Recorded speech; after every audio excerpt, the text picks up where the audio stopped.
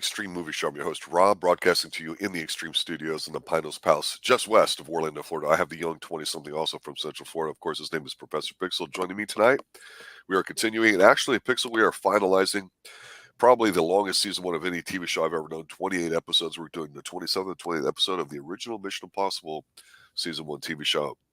I know you're a big fan of Eartha Kitt in this episode. I'm going to want to hear you explain why. And of course, I get Cinnamon being a psychic in the 28th episode. And I'll just say this just as kind of an overall theme for both these episodes here, and I'll hand it over to you. These were kind of lackluster, I think, episodes in that I didn't know if we were going to go out with a bang or with a whimper, or they were just going to be ho-hum, because they're not bad. And we've said that about most of the episodes, although sometimes we've said one's really stood out more than the other, even if we disagreed on which ones.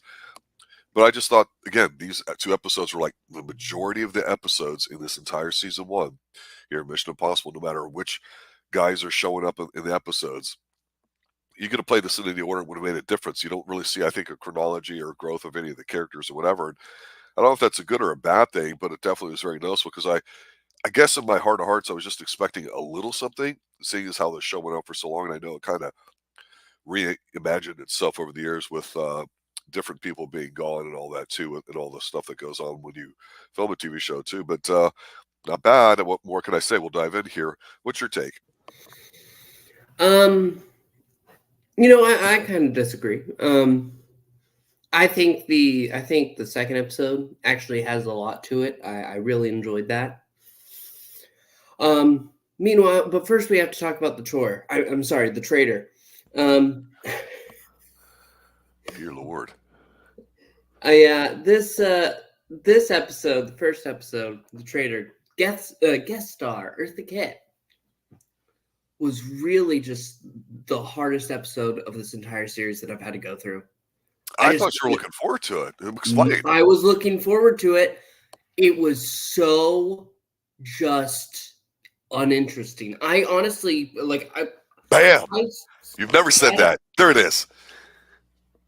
It was. I'm sorry. It's uninteresting. It was so boring. I sat through and I watched it, and I was just waiting for something to catch my eye. But I'm sorry, not even Eartha Kitt contortioning is going to make up for the episode just kind of lacking. Like everything about it. Like the cool thing, I suppose, was the fake out where they blow up the mattress. Yeah. That was the neat thing. That, and then the end, they pretty much I forget, did they set him up for death? Well, let me just back up here a little bit and talk about Eartha Kitt a little bit. She obviously is a jazz singer. I think she was in the original Batman TV show too, I think. Obviously, the name kind of, I was like, yeah, I know this name. Just like we've talked about how they've had some good B and C level character actors and even some younger ones here too. But to me, I looked at this and I thought, okay, this is different. Eartha Kitt, contortionist, to your point. Let's see how they do this. Okay, if you're going to be a contortionist, contort. And you kind of do, but there's a part of me that says, well, even though Die Hard did it better, 20 years later, maybe she did it first. But the only thing that came close to what I was thinking about this was entrapment, right? Where you've got, where she's doing all her stuff in there and going through the laser beams and all that too. And of course, I'm talking about the lady's name who escapes my brain right now from Zorro, who's married to Michael Douglas, Catherine Zeta-Jones. I knew if I talked it out, it would come to my consciousness. Where she's doing all the slinky stuff. You're like, oh man, this is kind of hot. Who thought of this idea? And you go, you know what? It was already 30 years old at the time, 20 years ago. So this is a good 40, 50 years old idea. So to me, I think we've seen this episode before in that whatever episode it was that had the cat in there with the jewels and the sleeping thing and the extracting like goofy ass hand or something. That was entertaining. I thought for me, it kind of popped me. This one, I kind of agree with you. I'm looking at these two going, it's just sort of there. They're trying to get like, they're trying to break this dude out, a defector, like we haven't heard that before, and the message that goes with it. And it's okay. But it's like if we took the common denominator of like half these episodes, we'd have like 3 or 4 of them that look like they're defectors, right? I mean, seriously, it's like which one's the best? Just keep that. This could have been reduced down to about a 14 episode season, I think. I don't know.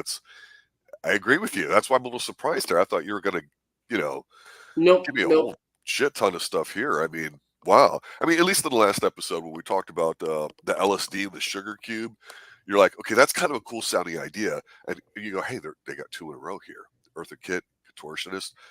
And she does kind of use that to her advantage. But you know what threw me off of her was her voice. I went, okay, her voice is just different, or at least it was for me in this episode. It was just, I was watching her rather than watching an episode of Mission Impossible. And I don't mean that in a bad way, but it's like, it like broke that fourth wall for me. I guess I couldn't just believe that they're all in those 2 or 3 rooms. They seem to film 80% of all the episodes. And, it didn't do it for me either. I'm not going to lie. This is one of the worst episodes out of all 28 that I've seen. Yeah. Yep. It's just like you said, it's not bad. It's just not good. Willy's in it, and he flexes a little bit, right? But I was kind of happy for Willy. Yeah. So honestly, this is the one episode that I would like. That I just didn't like it. I just didn't. But the psychic is really good because it actually takes us back to one of the earlier episodes. You know, with gambling a fortune away and all that, and taking a different twist on it, using the psychic angle with Cinnamon. Dan Briggs, does he get a big farewell? No. No. He appears, Fuck you, he Dan. gets the See you mission, later. disappears. Bye. But there's something almost just charming about the psychic, whereas the traitor just kind of sucked. It was like white rice. It's just sort of there.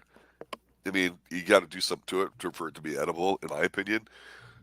This one, yeah, you're like, okay, Cinnamon, psychic, genius. Why did they do this 20 episodes ago?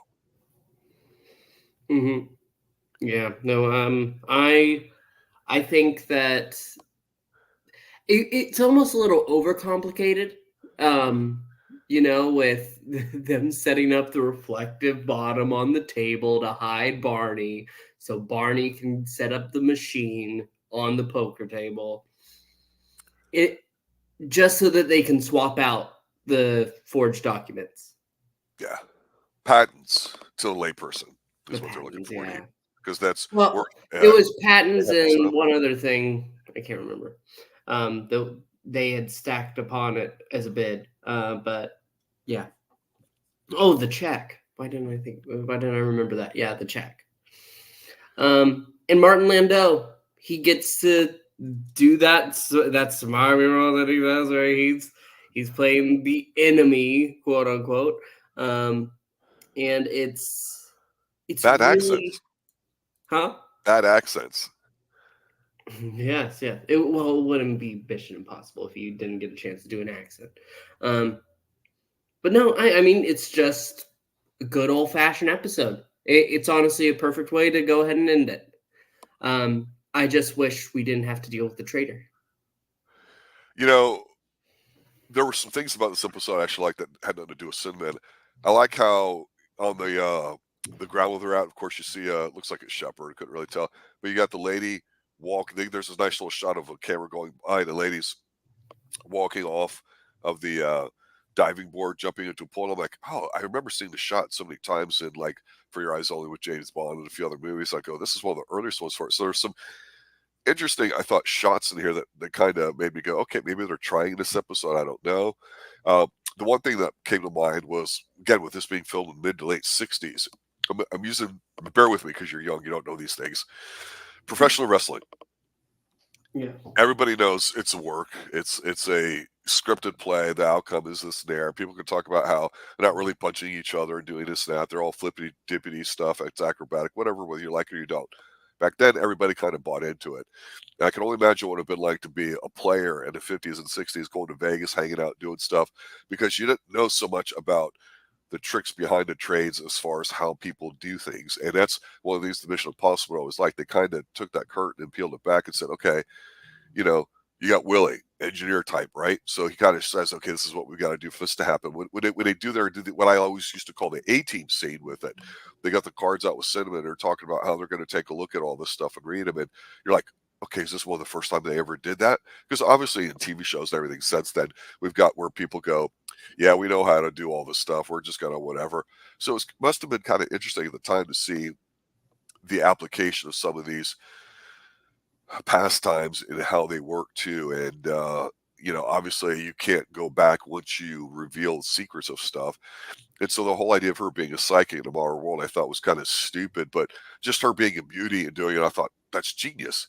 Because I think one of the funnest episodes to me was, I don't know, 8, 10 or whatever it was, where they're going to I think it's an extraction episode, and they're at the fairgrounds, right? And they have all the carny games, all that kind of stuff. That just seemed like they were having fun. Here, this just seems like work. And as disappointing as it sounds, I gotta sit there and say one of the biggest complaints I have in here is that you got Barney, and boy, I really thought he was gonna turn a corner and get a little bit more meat to his character after getting his ass whipped by Ricardo Montalban. And it's not. What does he do when he's in an episode? He looks really intensely focused and he sweats. That's it. I mean, Yeah. it's like I don't hate you, Barney, but I wish he would have done something with you. And it is almost annoying that Rollin Hand is the guest star in each of these episodes. That's how the actor wanted it done, so that's why it comes up.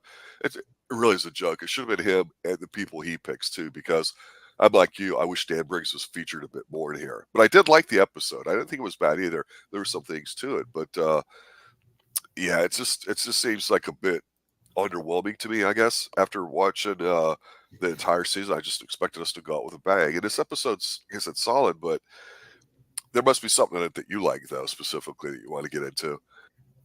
Oh, the psychic angle. Funny enough, I do like that Cinnamon got on one time and she got to do the act. But one of my favorite scenes was actually in the car when it didn't have any of the main cast. Why is that? The main guest star. They go ahead, and the guys warn her she's never wrong because she gave a warning that she saw an explosion and arches to not go. And so they go ahead and they set up the whole spark plug to go ahead and start the car from a distance, and it blows up. That was really cool. Right, right. Probably the biggest explosion we've had on the show. Oh, Yeah, except that one building that blew up. What's his name from Fantasy Island? Ricardo's face. Yeah, remember when Yeah. when he's in the bottom trying to get the stuff, and then they blew it up. You're like, oh shit! And then they, of course, the end of the episode. Yeah, this is back when TV shows to me mentioned Batman, and this is one where cartoons and TV shows seem to do the exact same stuff. Like when they're sitting there and they're splicing the wire and all that, and setting it up to explode, and they're rolling it out on the big wire stream or whatever. They're standing there. I'm going, this is kind of cool. They're in suits and all that. They're touching them. The car explodes. I'm like, this just looks like something Wile E. Coyote would do. So Mm-hmm. yeah, but they're wearing suits and ties, and I appreciate that. I thought that was kind of cool. I thought Cinema would have been a bit more of a fashionista in here, and I don't think that she was. At least not by standards I thought she set earlier. Yeah, no, no. I it's mainly her act that's doing it, taking the lead this time. Um, but that's fine. I don't know what we expected. The series has shown that it does the same few stories over and over again, but the one thing it does better than some other series is that when it does something over, it at least is still entertaining. For pretty much the most part. The Traitor's the only one that I actually had a problem with. All the rest, they're really solid. Like even this episode is really solid. Is it a grand finale? No, but it's certainly an episode of Mission Impossible, and that's a good thing. It's hard too, especially if going back and you're checking out old shows because of the character. You want to see the original intention of it. Like if you go back to the Superman TV shows and all those things too. There's so many different versions of them in the years. I think it's kind of hard to compare them a little bit, especially when you go, yeah, a lot of these look like they're filmed in like 3 rooms in the same facility and somebody's back lot, and I get it. Usually, I think the style back then you could suspend your disbelief a little bit, and you can make up for it in other ways by having nice set pieces and everything too. Just that suspension of disbelief. But again, I think the thing that disappointed me most was the fact that you get into a situation here. Okay, you're not having all your characters all the time, all the episodes. Maybe make it a two-parter, right? That's what definitely would happen in the 70s and 80s. Mission Impossible takes on a task that they fail on or something, and it's they fail it. And the second episode is how they extract themselves, or maybe some people die off because you already know that Dan Briggs is going to get whacked, right? So they're replaced or whatever you want to call it. So I don't know. It's like I say, you can put these in any sort of order, and there's no building on top of each other, and that's disappointing to me. For the one thing that I've always said is that these Mission Impossible season one episodes have been very tight, very to the point. They've done a good job of setting up the template early, and even to the most recent couple episodes that we've covered here. There was an observation I made that I go, shit, I didn't recognize that at the opening when I really started paying attention to it. They took scenes out of that episode. It's like an Eartha Kitt one, right? They show some clips of her in there. I'm like, oh, this looks kind of cool. It's like a mini preview of the episode that's coming up. Whereas before, you see the fuse being lit and all that, and you kind of tune out thinking it's going to be the same. And I admit it, I did. But in this last one, I'm like, oh, okay, this is kind of cool too. So it just seems like they took the easy way out, I guess. I don't know how you feel about that. Yeah, I mean, yeah, but I'm not upset. That's the key thing.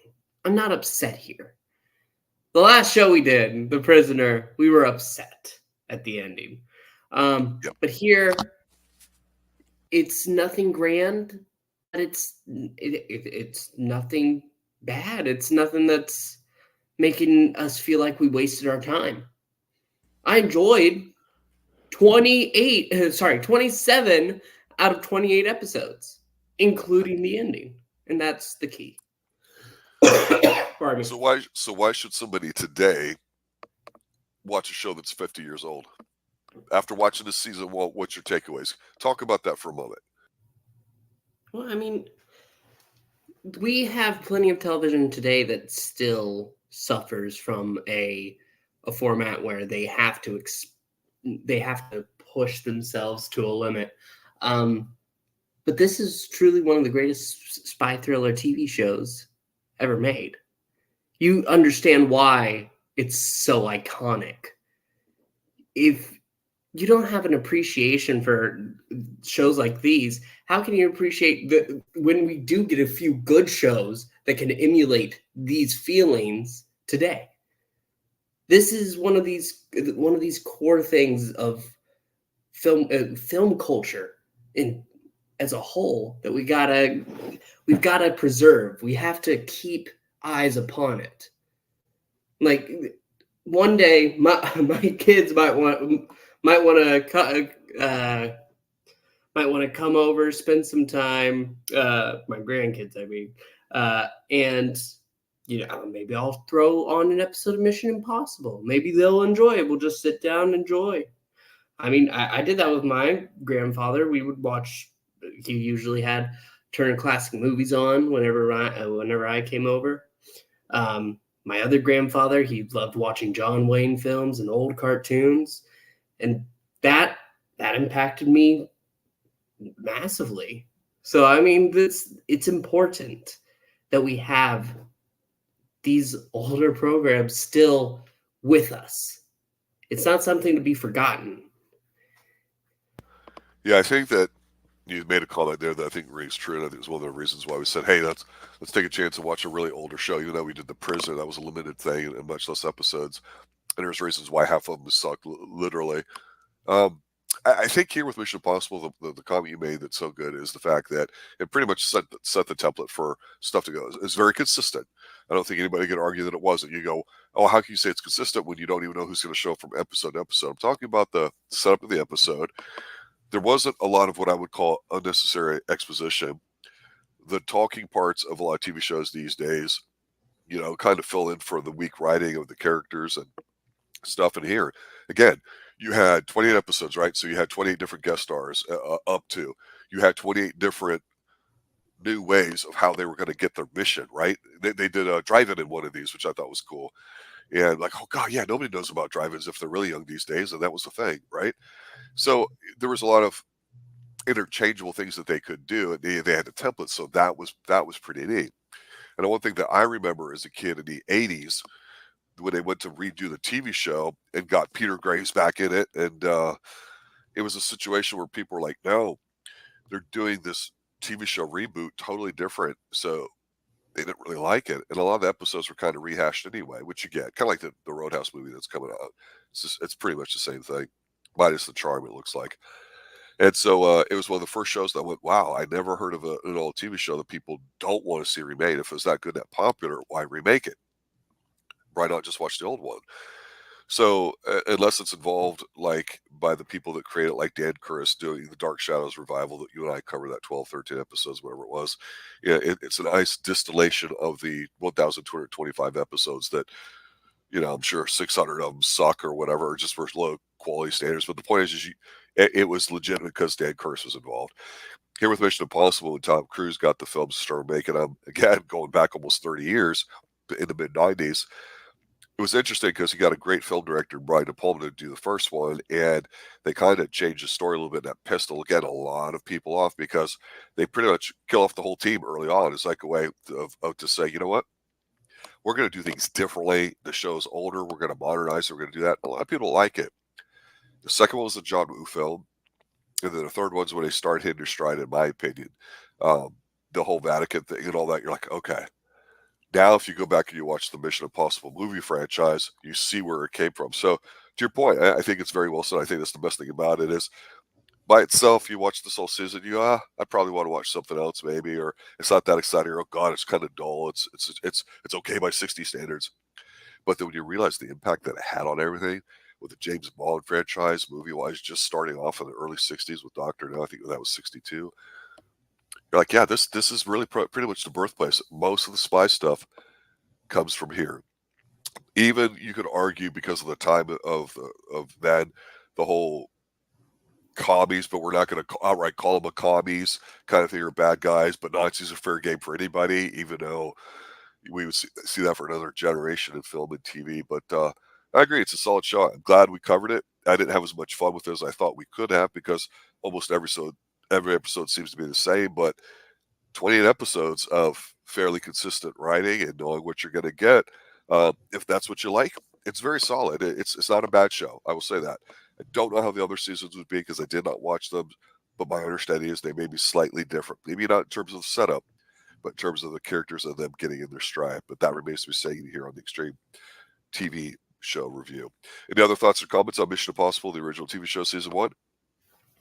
Your mission, if you choose to accept it, is to join us in a few weeks for James Bond. There you go, ladies and gentlemen. Obviously, I want to thank everybody for showing up and listening. We get a pretty mixed reaction out of the Mission Impossible. Some episodes blow up, some don't. But it's what that I think a lot of people are interested in is, hey, here's people talking about something that's old that's still sitting today, going up like 50, 60 years. So that's pretty cool. And the next TV show we're going to do is to be determined, and we'll see if it's cop related or not. But spy stuff's pretty damn cool. The next time we talk about something spy-wise, movie-wise, or TV-wise, we'll always have Mission Impossible back for mine. All right, for Professor Pixel here, the young 20-something on the Extreme Movie Show, I'm your host, Rob. Thanks for watching us. Good night now. This review will self-destruct in 5 seconds.